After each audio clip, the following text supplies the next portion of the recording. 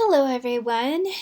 We are moving right along in this semester, so I know that today you are finishing your creating your survey and reading the article from last week, but I just wanted to go ahead and talk about what's coming up. So for this upcoming week, October 11th through the 17th, you are actually going to be doing the exact same assignment that you did for week 2. Except you are going to be finding your third and fourth academic peer-reviewed sources.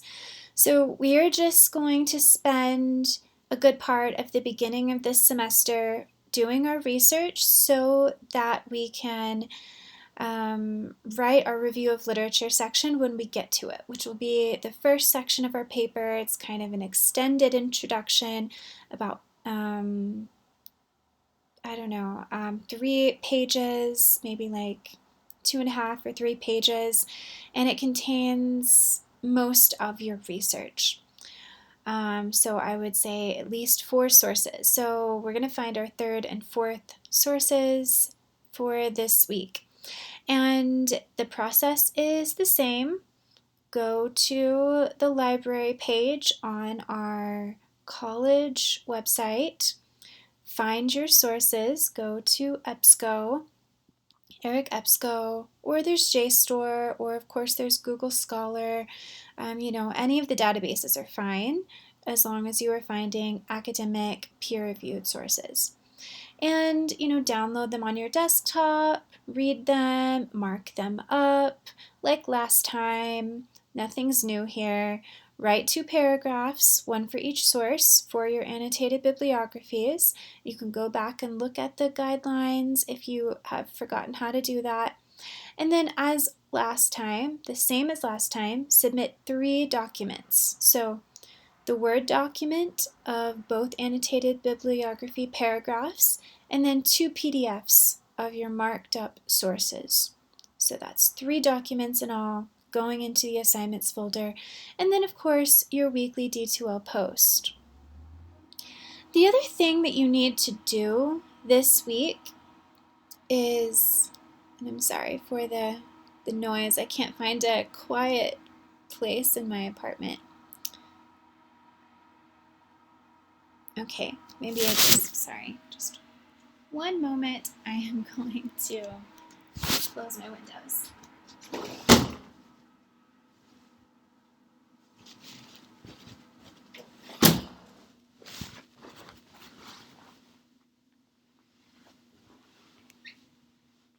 Okay, sorry about that, everyone. It's still loud, but we're doing our best. Okay, so the other thing that you need to do is, once I give you a grade and feedback on your survey and you make the appropriate revisions, you need to go to surveymonkey.com and create your survey. All of this is free. Don't pay for anything. At the end of creating your survey, you will get a link that you'll post on our Google Docs.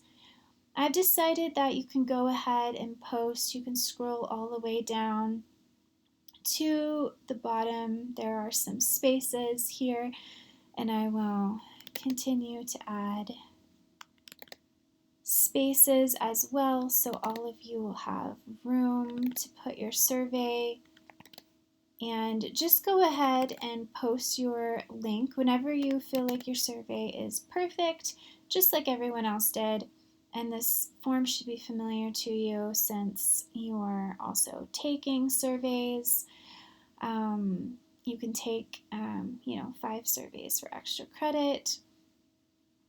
So, just put the title of your survey, just showing people, this helps people know whether they want to take your survey or not, because you're telling them what it's about, and then the link that you'll get, and then who should take this survey. So you see that some people, are very specific, single parents in college, or anyone who works in the healthcare and caregiving field, for men and women of all ages, but not necessarily non-binary individuals.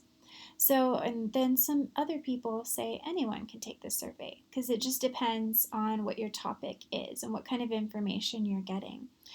So that's mainly what I want to go over today in this video because you already know how to do the annotated bibliographies. You can scroll down to week 2 and look at how to mark up your annotated bibliographies and how to write them. But again, you've already done this assignment, so this should be easy for you. You just need to find 2 new sources. Okay, so when I talk about the site that we are going to create our survey, I'm talking about SurveyMonkey. You can just type in surveymonkey.com and you'll come up with this site. So I'm going to switch over to the PowerPoint that I posted on D2L because I just need to log in. I've already created a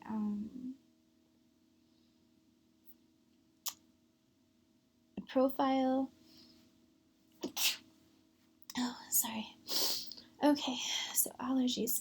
All right, so when you go to surveymonkey.com, you see you could either log in or sign up. So you'll probably need to sign up. And then it says create a free account. So choose a username. Just make sure you write it down and you remember it. No one's going to know your username except you. Also, create a password. Again, write it down so you remember it because you'll need to go back into this site frequently to look at the participants that you're collecting. And again, no one's going to know your password. Do whatever you want.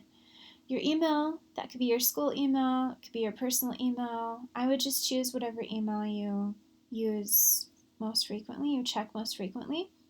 And then you can put your first and last name, whatever you want. Again, no one's going to see it. And then create your account.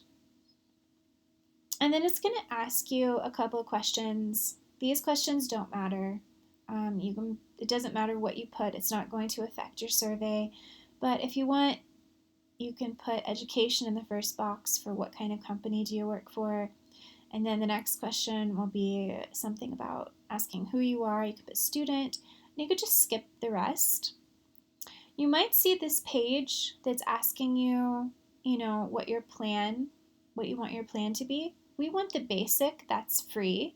So if there's nowhere to click on basic, $0 free, you could just find the green little SurveyMonkey icon and click on it because you just want to basically exit out of this page. And then this is the page that you want to get to, so you can click on Create Survey. So now I'm going to click out of this PowerPoint and I'm going to go to the actual website because we can create a survey together. So I am going to go ahead and log in. And it's pretty user-friendly, actually. So I'm going to go up here to create a survey so I can show you what you need to do. Okay, so you'll have some options. There's a lot of little boxes here. But you always want to say start from scratch. And then you want to put your survey name. So what is the name of your survey? What do you want to name it? Something topical. So I'm going to put breakout rooms. That's what breakout Zoom rooms for remote learning. Let's just do that. And then survey category, again, doesn't matter. I will put academic research. Your questions are already written, but do not check this box because we are manually typing them in. How to collect responses, just leave it as use my own contacts. And then here you can decide either you want to let them see one question at a time or you want to show all the questions on a page as once. I've never tried this conversation one, so I don't know what that is. So, choose either of these. So I'm just going to choose classic. And then create a survey. doesn't really matter too much. Okay, so anything in gold is a paid feature, so you don't want to put a logo. And then if you accidentally have any paid features, you will need to change them to the free options. So see this paid features right here? You have build, style, logic, options. Paid features is in gold. You will need to click on this. See, I don't have any paid features, so that doesn't matter for me. But if you do, for instance, if you can't get your link because you need to pay, because you've chosen something you have to pay for, you just have to see what you accidentally chose. Okay, but you can do a page title. So your page title could be just the title of your survey. And then your page description is where you can specify who you want to take this survey.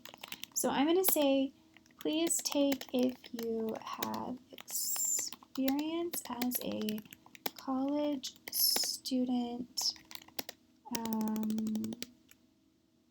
in remote learning using breakout rooms at least once a week. So I want people who have lots of experience in breakout rooms.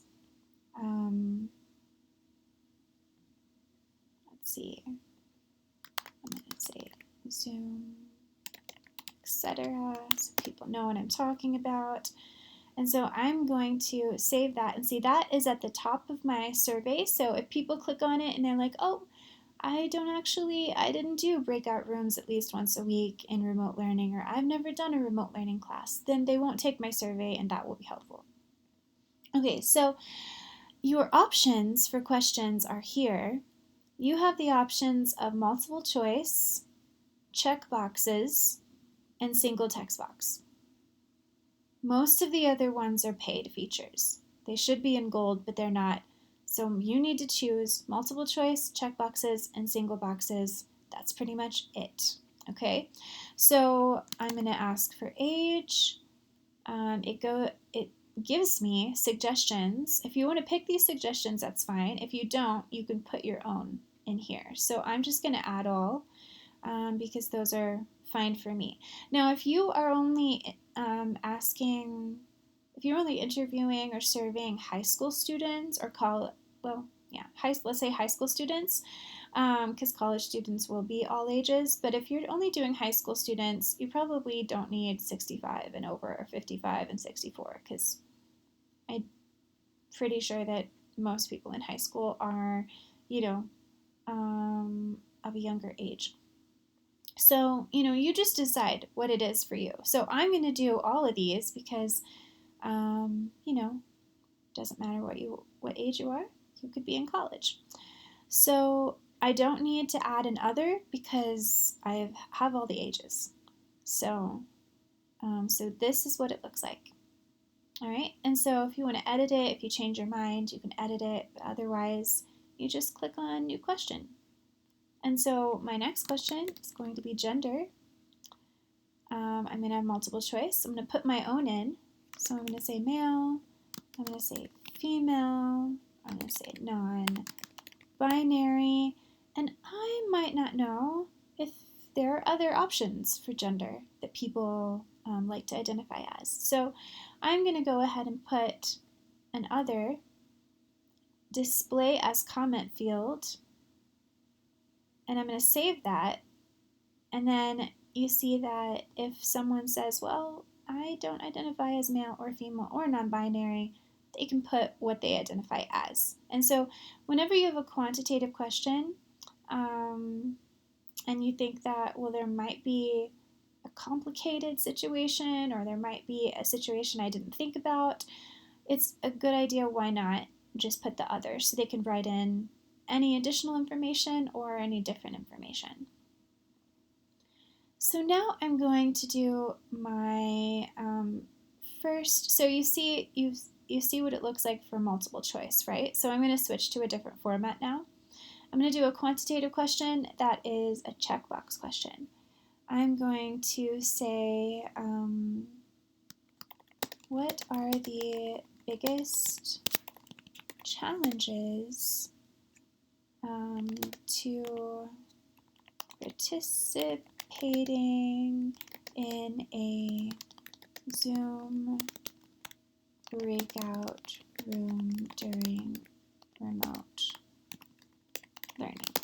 All right, so I'm going to put checkboxes because I want people to choose as many as they want. So I'm going to start to think about what challenges people might have. So I can, categorize and organize people. So I might say,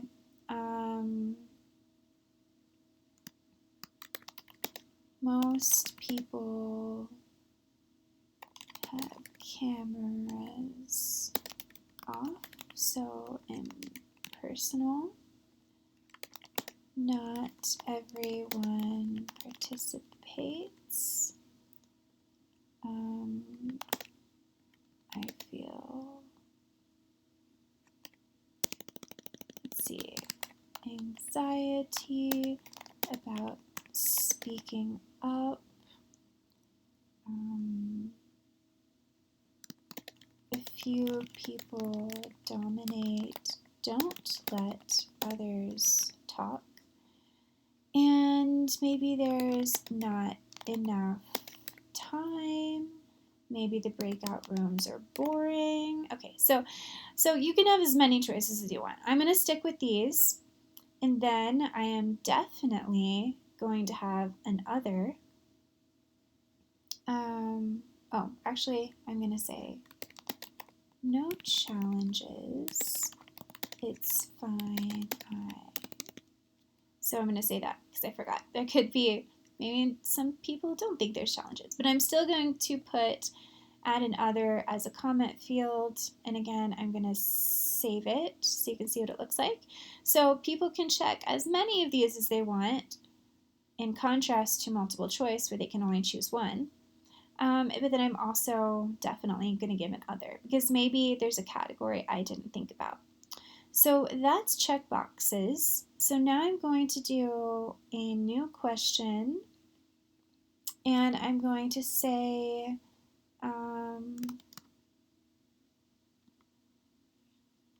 expand on your response from question 3. Give specific examples of negative, let's say, any negative experiences in breakout rooms.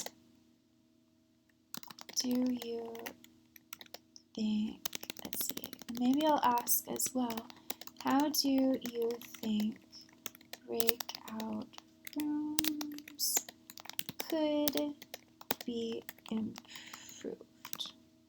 Let's see, breakout room sessions. Okay, so see how I've stacked my question? I could just ask them to expand on your response, but no, I go further and I say give specific examples of any negative experiences in breakout rooms.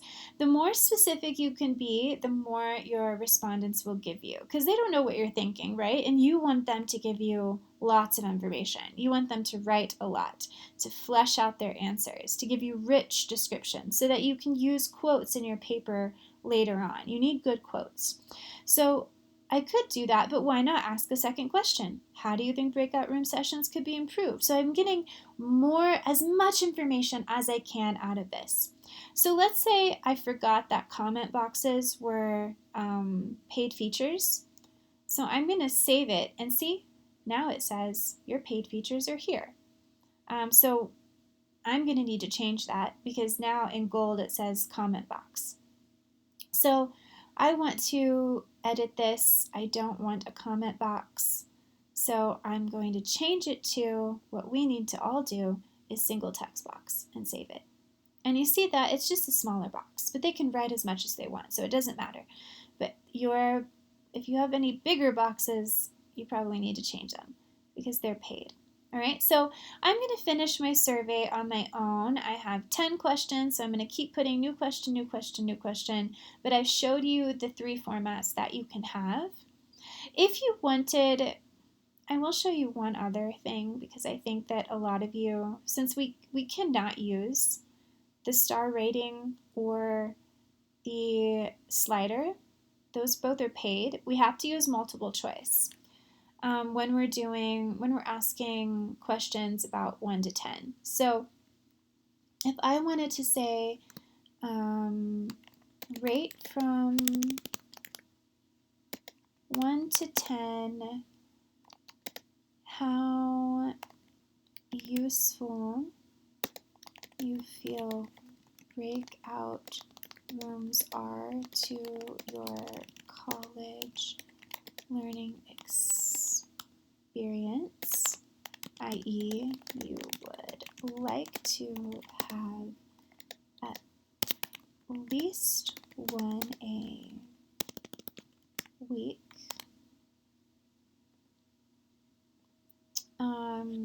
Let's see.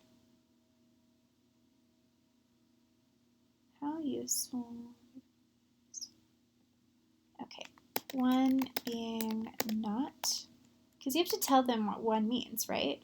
One being not useful at all. We should never use them. To 10, super essential and necessary at least once a week. Okay, so again, I can't have star rating. I'm going to have to do multiple choice for this. And you just have to put every single number in. 2, 3, 4, 5, 6, 7, 8, 8, 9, and 10. Okay, so that's what you have to do. And other wouldn't really matter. I guess unless someone wanted to do a 0, I guess you could just add another. Sometimes it helps, if you're asking, how often do you do something, etc. Maybe someone doesn't do something at all. I'm thinking like exercise or something. So anyway, I just noticed that with a past survey. But anyway, I think for the rating scale, it's fine. But if you're scared, you could put an other. But I think I'm not going to. I'm just gonna save it, and then you can see how it looks. Someone has to choose 1 to 10. So it's kind of the same thing. But that's how you have to do your rating scales. Okay, so when you are finished, so let's say I've done all my questions, so then I can do next. I think you have to press next a couple of times. But when I press next, I can see my survey. It looks beautiful. I have 10 questions. Let's pretend. And then you want to do next again. And then you get to this page right here. You need to click on the green one, send surveys your way, because that's the free one. And you see everything in gold is paid, so you can't do that. What you need to do is just do the first one. Share a survey link. This is what we want. After you get your link, you can post on social media by yourself, or you can email your survey by yourself. You can put your link on Google Docs by yourself. So you just need your link. So you click on it, there's your link. So you just copy it and you put it on our Google Docs. Let's see, it's not saved. Oh, okay. I thought it was just gonna bring me to my Google Docs. Okay, anyway, you know what it looks like, it's fine. So put your link on Google Docs and, send your link out to your friends. Put it on a Reddit page. Put it on a Facebook page. You have to find the participants that you need. If you're trying to find high school students, you need to send them to high school students. If you're trying to find single parents, maybe find a Reddit page or a Facebook page or some other kind of social media where single parents go and they can see your survey and take it. All right, so that's basically it. And this PowerPoint kind of shows you the beginning and it shows you sort of the end if you forget about it. So you don't have to watch the whole video again, but otherwise, hopefully that was helpful. And so again, after I give you a grade and feedback on your survey and you revise and you feel confident that it's perfect, you love it, then you can go ahead and put it on SurveyMonkey and then send the link out into the world. And the discussion that you have to do this week is people are just doing week 3, so this is week 4. It's pretty similar to week 2, except I added a 6th question. How do you feel your project is unfolding so far this semester? Okay, so that's basically it. If you have any questions, let me know. Get your surveys in so I can grade them and read the article for week 3 and post about it. And just remember, you need to post a good quantity of information. This needs to be a long paragraph. So if, for instance, in this discussion, it says answer 1 or more of these questions, if your answer to question 1 is 2 sentences, you probably need to answer 2 more questions because you need to write enough for these discussion posts. I don't want short discussion posts. From now on, you probably won't get the full points. You need to write a good amount so I can know that you have read the reading and that you've really thought about these questions. So write more. Okay, everyone, I will be looking forward to reading your assignments.